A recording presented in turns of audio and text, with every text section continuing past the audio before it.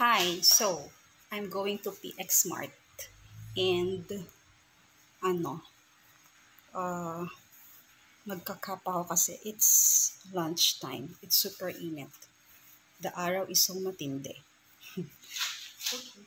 So, syempre, tinan nyo ah. Anjuma. So, kailangan natin ng wallet and the coin purse. And what else? I think that's it. Hindi na ako magdadala ng payong because I have this cap na. Okay. Maglalakad lang ako. And di ba 3 to 5 minutes lang. So, hindi na ako mamaya ko na kayo i-update ulit pag andun na ako sa PX Mart. Kasi, mainit. Ayoko nang mag-video habang naglalakad. Okay. Bibilisan ko lang paglalakad kasi nga, it's super hot outside. Later. Okay, let's start the shopping galore. So, anong una natin nabibigyan? Dito muna tayo sa bawang. The garlic. Tapos, syempre need natin ng meat. Dahil ito naman talaga yung pinunta ko dito.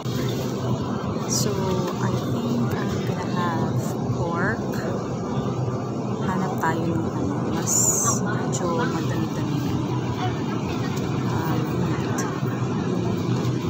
Masyado matapa. Ito ang maganda dito.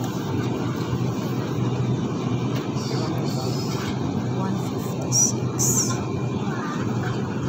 Malaki kaya.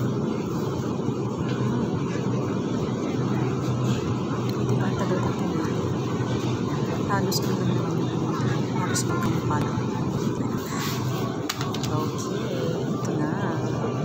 Tapos syempre, aside from that pork, yung favorite namin na ground pork. Kasi di ba mahilig ako mag-giling. And yung yung may soup, parang nilalagyan ko ng pickle. So, I'll have this as well. So, hirap pumili kasi pare-pareho lang sila. Kaya okay na. And of course, aside from pork, we'll have chicken as well. So, breast part yung kukunin ko ulit. Kasi diba, walang tapo. Tsaka gusto ko yung garlic chicken na ulam. Gusto ko mag-ganon eh. Ito na lang, 87. Pero na lang yun, 70 lang. I'm not sure kung bakit. Siguro dahil yung expiry date.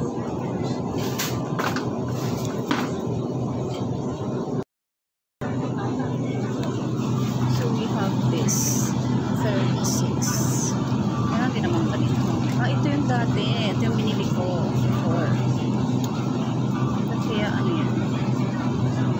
So ito na lang. Kasi ito yung binili ko yung nakaraan. This one. This is 79 or 60. Okay, let's go to the other side. Ano ba pang mix? Paste. Yes, the mayo. Siyempre dahil maliliit lang yung mga binibili ko, lagi akong binibili kasi lagi ko post. Ito ba? Or itong 70? Hindi. Ito magkamukha kayo sila pero ito yung lagi kong binibili since 2011. Yan. Yan yung favorite ko. Okay.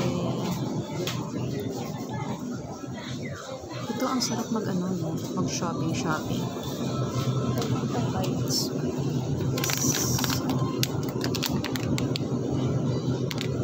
Kaya bang 75?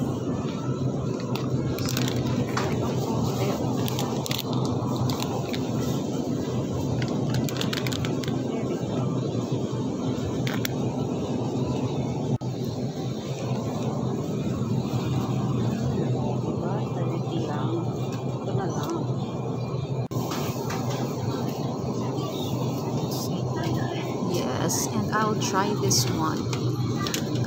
para magka-fish naman kami sa katawan.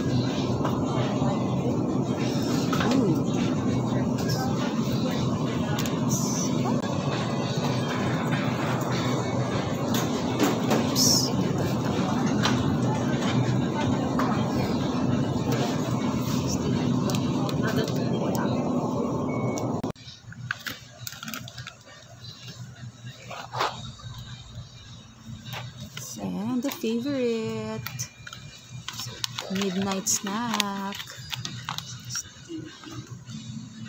O, diba? May pa-check pa ako, pa-compare pa ako ng mga prices. Akala mo naman natatandaan ko yung mga prices. Kasi usually sa Carrefour ako bumibili ng ganyan eh.